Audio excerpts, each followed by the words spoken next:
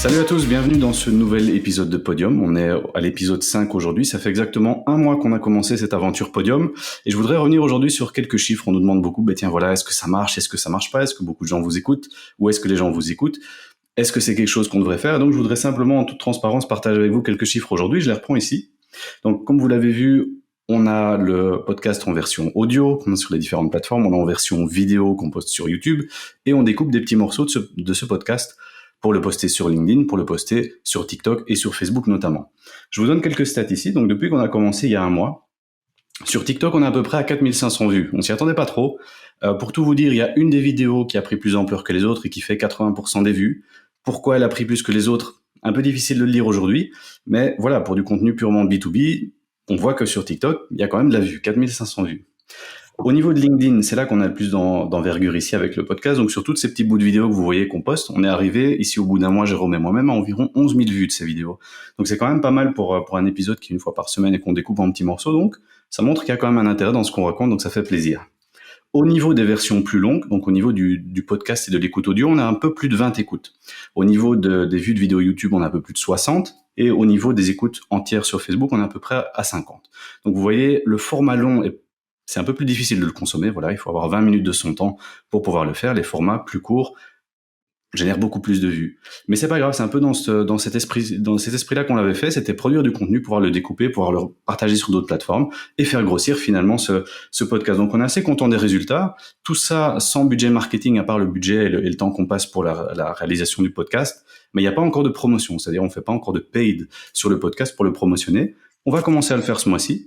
Et le mois prochain, on vous donnera les insights de ce qui s'est passé durant ce mois de mars et quelle a été la différence depuis qu'on a boosté et comment on l'a fait. Et donc, ce sera un rendez-vous qu'on essaiera de faire tous les mois, vous donner un peu les stats du podcast, voir un peu ce qu'on a fait de différent, comment est-ce qu'on essaye de le booster pour que vous puissiez vous en inspirer pour vos contenus à vous. Salut Jérôme, merci d'être avec moi sur ce podcast encore dans ce nouvel épisode. De quoi va-t-on parler aujourd'hui ?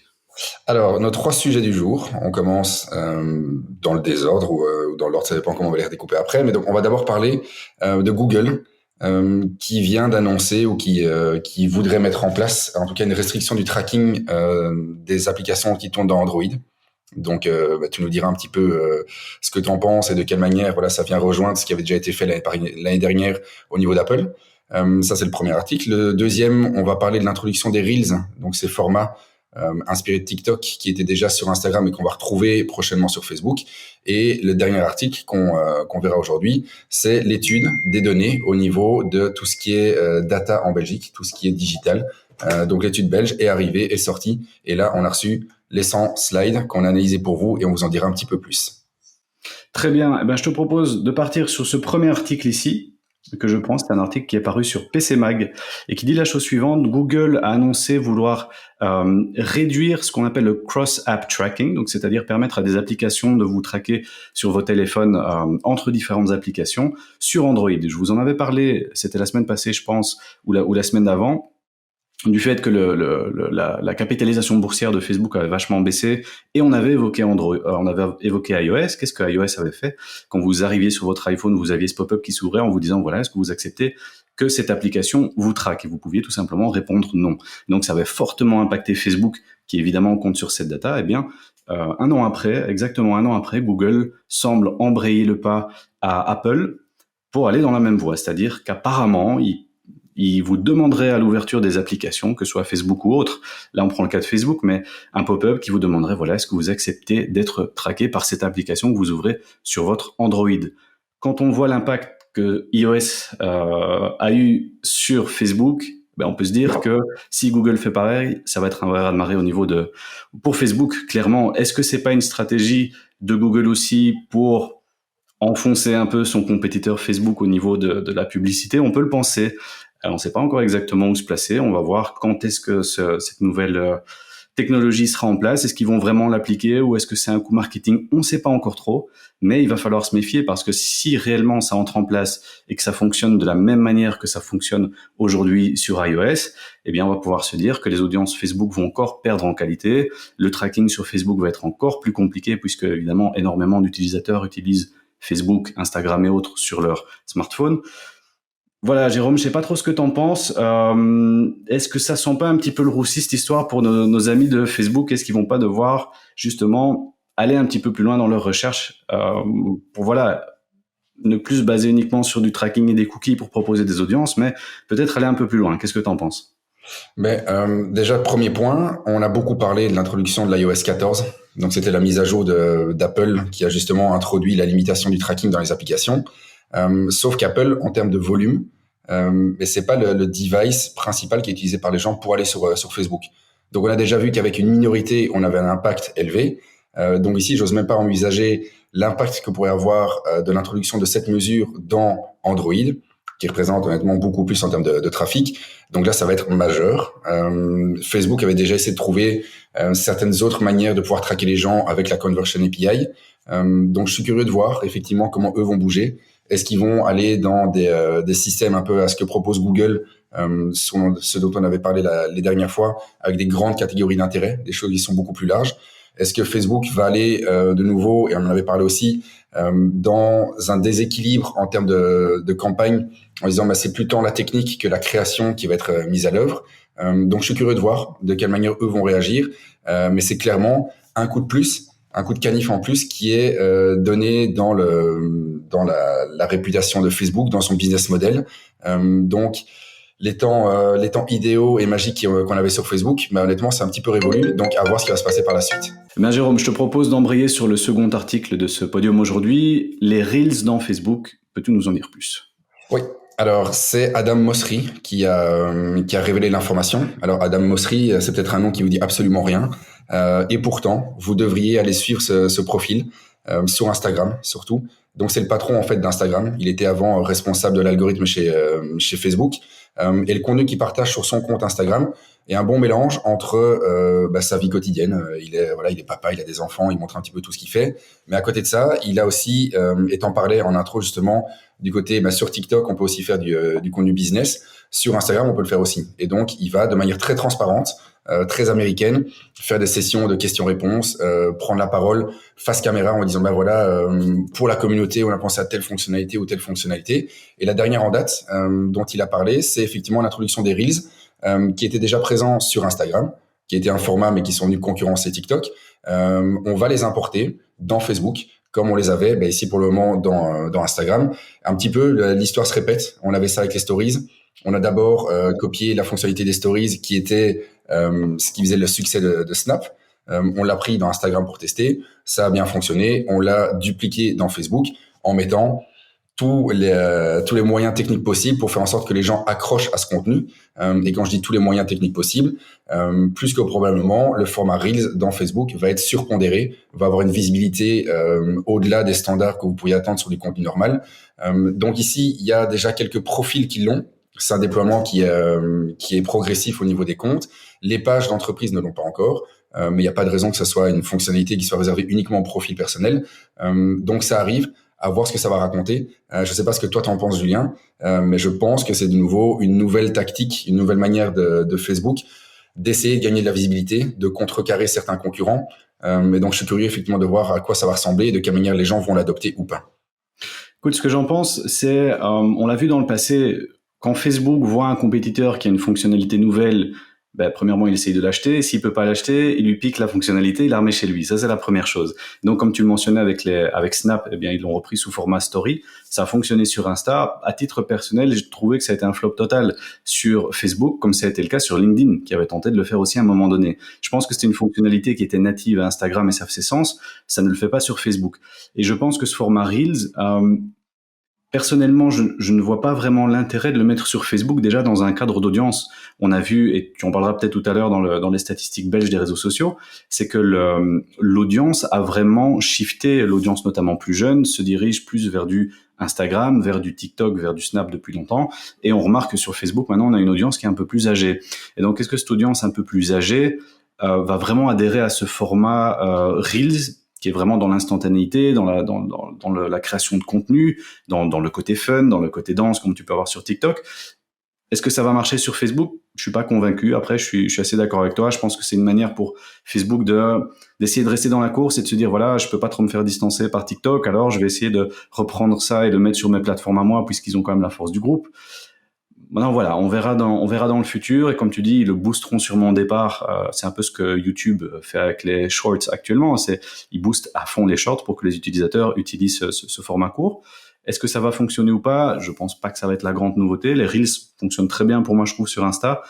Je pense que c'est un produit qui aurait dû rester sur Insta, pas nécessairement venir sur Facebook, mais voilà, je peux tout à fait me tromper. Comme tu dis, on verra dans les mois à venir. Est-ce que ce format prend vraiment de l'ampleur sur Facebook? Curieux de voir. Eh bien, partons alors sur le dernier article de ce podium aujourd'hui. Top 1, les data digitales en Belgique. Comment les Belges consomment le digital? Oui, on avait déjà parlé de cet article en partie avec les chiffres que Xavier Degros nous avait transmis. Et ici, l'étude finale est arrivée. Donc, ce que je disais, elle fait une centaine de slides. Très intéressant. Honnêtement, ça vaut la peine. On vous donnera le lien pour y accéder. De ces slides, on vous a pris quelques statistiques. Après, tu me dis si tu les connaissais ou si ça te surprend. Une des premières sur lesquelles je me suis arrêté, c'est le nombre de personnes qui, en Belgique, n'ont pas accès à Internet. Donc, on est au niveau belge, il y a 6% de la population qui est offline, qui n'a pas accès à Internet. Ce qui, honnêtement, j'étais surpris des chiffres. J'avais aucune idée, en fait, du nombre de personnes qui n'ont pas accès à Internet. Ce que j'ai regardé aussi, c'est l'évolution du nombre d'utilisateurs des réseaux sociaux. Donc, en un an, en Belgique, on a quasiment 700 000 nouveaux utilisateurs des réseaux sociaux. Donc, une croissance qui est continue, qui est soutenue. 700 000 en plus, c'est quand même pas mal au niveau de la Belgique. Au niveau des chiffres des plateformes, on vous les a déjà communiqués la dernière fois. On pourra vous les remettre si vous voulez. L'étude pointe juste le fait qu'au niveau statistique, il y a des nouvelles manières de comptabiliser les utilisateurs. Donc voilà, juste pour vous donner un petit peu, Facebook reste le réseau social dominant en Belgique et continue à le rester. Après, on a d'autres acteurs qui arrivent. Ça vaudra la peine effectivement de regarder un petit peu de quelle manière ça se développe. Ce qui est intéressant aussi, c'est de voir au niveau des médias, au niveau des touchpoints digitaux, quels sont ceux qui ont la plus grande croissance. Et ce qui va nous faire plaisir, et ce qui va peut-être vous faire plaisir, c'est que le média qui a connu la plus grande croissance, c'est les podcasts. En moyenne, ici les gens consomment les podcasts pendant 25 minutes. Donc c'est une augmentation de 8% et demi, ce qui est pas si mal. Donc c'est plus 2 minutes, c'est pas grand chose à ce niveau-là, mais c'est le touchpoint qui a connu la plus grande croissance. Alors on a certains qui ont augmenté et d'autres qui ont diminué. Mais donc au niveau des podcasts, ça a l'air de représenter un format qui intéresse les gens, qui est une bonne manière, ce que tu disais au tout début, d'intéresser des personnes sur certains sujets, que ce soit des formats longs ou des formats courts. On se rend compte que ça peut être intéressant. Au niveau des réseaux sociaux les plus utilisés, est-ce que tu as une idée, à l'exception de YouTube, des 3 réseaux sociaux les plus utilisés en Belgique? D'expérience, je dirais, comme tu l'as évoqué, Facebook déjà en top 1, je dirais Instagram et TikTok. Bien essayé, mais t'as 1 sur 3, donc il faudra recommencer. Donc t'as Facebook, Messenger, WhatsApp, Instagram, Pinterest, Snap, TikTok, Twitter, LinkedIn. Donc on voit qu'au niveau du groupe Meta, et là, je t'ai posé une colle avec, je t'ai mis WhatsApp et Messenger dedans. J'aurais pu te prévenir. Ouais. Voilà, mais donc au niveau Meta, ça reste quand même des usages qui sont dominants. Et avant-dernier point qui est intéressant, c'est de comprendre un petit peu de quelle manière les réseaux sociaux sont un vecteur efficace de trafic vers un site, ou de quelle manière, au travers des réseaux sociaux, on sort de la plateforme, on arrive vers votre site, ce qu'on appelle du référal. Donc là, tu pourras peut-être en dire plus par la suite. Mais donc, au niveau des réseaux sociaux qui amènent le plus de trafic, qui drainent la plus grosse majorité de tout ça, Facebook est loin devant. C'est 70% de référal. Deuxième, à ton avis, quel est-il? Je dirais Instagram, qui le suit de près. Eh non, grosse erreur, Julien, une de plus. Le deuxième, c'est Pinterest. Et tu sais que Pinterest est un peu mon secret crush pour différentes raisons, et notamment pour la partie référencement. Mais donc Pinterest est deuxième. Numéro 3, c'est Twitter. Et numéro 4, c'est Instagram. Donc on voit qu'on a certaines plateformes qui sont pas du tout là pour générer du trafic extérieur. Les gens consomment du contenu sur la plateforme, un peu à l'instar d'un TikTok. C'est rare que les gens sortent de TikTok pour voir autre chose. Instagram aussi. Généralement, on reste sur la vidéo qu'on est occupé à consommer. On peut cliquer de temps en temps. Il y a des manières de le faire. Mais vraiment, c'est Facebook loin devant et Pinterest en numéro 2. Et finalement, ça fait sens, puisque ces plateformes n'ont pas vocation première à laisser échapper leur trafic, mais plutôt à le laisser consommer du contenu le plus possible sur la plateforme. Et c'est ce qu'on voit. Et finalement, tu as raison, avec Insta et TikTok, on a cet algorithme. C'est un peu comme quand on joue au casino à la machine. On va tirer la machine, on va remettre une pièce pour voir qu'est-ce qui va arriver de nouveau. Et c'est un peu sur ce même principe qu'on a ce scroll infini sur les Reels et sur TikTok. C'est-à-dire, on scrolle toujours pour voir ce qui va arriver derrière. Donc ça n'a pas pour but d'envoyer les utilisateurs ailleurs. Et donc, je pense que c'est très important pour les gens ici en 2022 qui comptent faire de la pub sur les réseaux sociaux, c'est de se dire, oui, c'est un moyen de driver du trafic vers votre site, mais le premier but d'un réseau social, c'est que les gens consomment votre contenu sur la plateforme. Et ça, c'est très, très important. Et donc, ça a un gros impact au niveau de, comme on dit toujours, le lead generation, faire venir les gens des réseaux sociaux pour convertir sur votre site. Ils sont pas sur les réseaux sociaux pour convertir sur votre site. Ils sont sur les réseaux sociaux pour consommer. Et donc, je pense que pour beaucoup de boîtes, il serait temps de revoir la stratégie un petit peu et de se dire, voilà, qu'est-ce que je peux proposer comme contenu natif sur la plateforme, à consommer sur la plateforme, et l'utilisateur viendra sur mon site quand il sera prêt. Mais ne plus voir les réseaux sociaux comme un driver de trafic et de lead instantané. C'est plus le cas. Ouais, c'est ça. Et même si on peut le faire, même si dans les objectifs, c'est des choses qui existent, on peut le faire. Ça veut pas dire qu'il n'y a pas de trafic qui va arriver vers le site. Mais il y a quand même des plateformes qui sont plus adéquates pour générer du trafic que d'autres. Donc ça, c'est effectivement un point qui est important. Et le dernier point, qui était ce que eux appellent la brand discovery. Donc où les gens vont dénicher des nouvelles marques ou des nouvelles tendances. Numéro 1, à ton avis, Julien? Peut-être pas les réseaux sociaux, mais peut-être le search que les gens chercheraient encore dans Google plus que les réseaux sociaux. Très bien. Et voilà, tu as terminé en beauté ce petit quiz. Ça va, je me suis pas planté pour le coup. Ça va. Il y a quand même une chose qui était pas mal. Donc le search, effectivement, reste numéro 1, devant le bouche à oreille, devant encore les publicités à la télé. Donc même si on parle d'un shift au niveau digital, la télé garde quand même un impact majeur. On a aussi ce qu'on appelle le sampling, donc distribuer des échantillons à droite ou à gauche, ou avoir un voucher ou quoi que ce soit. Les sites web arrivent en 5e position et seulement en 6e position arrivent les réseaux sociaux. Avec, au niveau des réseaux sociaux, mais certaines plateformes qui sont plus à même, effectivement, de générer de la visibilité ou de la notoriété pour les marques. On pense ici à du TikTok, on pense à de l'Instagram. Des gens, et tu l'avais évoqué la dernière fois dans l'étude, des gens qui voyaient une marque sur TikTok, après aller sur le site pour effectivement en savoir un petit peu plus. Mais donc, le search reste, en tout cas, numéro 1, bien loin devant les réseaux sociaux. Et donc là, de nouveau, je ne sais pas ce que tu en penses au niveau des stratégies de marque, mais je pense que c'est important d'en tenir compte. Pour se dire de nouveau, les réseaux sociaux, c'est pas la panacée universelle. Ça va pas vous permettre de faire du trafic, de faire de la notoriété, de faire de tout. Il faut garder raison. Il faut être, on va dire, relativement honnête au niveau des objectifs qu'on peut leur assigner, et pas se dire qu'à travers une campagne Facebook, on va faire de tout et balancer dans tous les sens. Exactement. Je pense que ça dépend un peu aussi des secteurs d'activité, mais le search reste une plateforme prépondérante. Après, je pense que les réseaux sociaux ont aussi le rôle après, c'est-à-dire vous allez faire une recherche pour un nouveau produit, vous allez découvrir plusieurs sites qui vendent ce produit. Ce que vous allez avoir tendance à faire, c'est aller voir les profils réseaux sociaux de ces boîtes pour voir un peu ce qu'ils font. Puis vous allez tomber dans le retargeting et vous êtes susceptible de revoir de la pub. Vous allez voir des produits, vous allez aller sur YouTube, voir s'il n'y a pas des avis. Et donc je pense que les réseaux sociaux ont une double casquette qui est d'une part, oui, la découverte de produits, ça c'est une chose, mais aussi de convaincre, plus dans une phase de considération, de convaincre les utilisateurs qui auraient découvert votre site ou votre produit via d'autres plateformes, c'est de finalement pouvoir les convaincre en leur proposant du contenu de qualité. Donc je pense que les réseaux sociaux ont vraiment ce double jeu à faire. Ouais. Et bien super, je pense que c'est des stats qui sont vraiment intéressantes. On vous remettra le lien de l'étude complète. Il y a beaucoup de slides, il y a énormément d'infos. On n'avait pas le temps de tout couvrir. On a couvert le principal ici. Mais vraiment, c'est une chouette étude qui sort chaque année et qui est toujours très très très intéressante et vraiment de qualité. Bien écoute Jérôme, je te remercie pour cet épisode bien dense et très intéressant. Et on se retrouve la semaine prochaine pour l'épisode numéro 6. Salut, à bientôt.